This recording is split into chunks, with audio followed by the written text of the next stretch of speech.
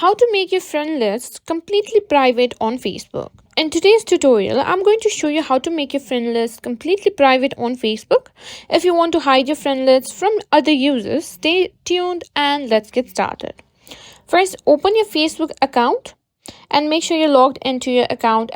Now, first things first, tap on three horizontal bars. Simply go to settings and privacy, and here simply click on privacy checkup.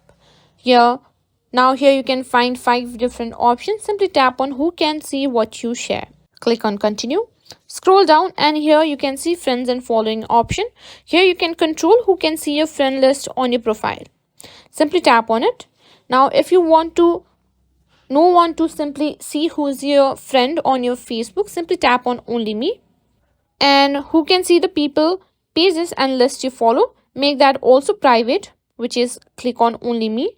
Go to next, simply click on next again and go to close.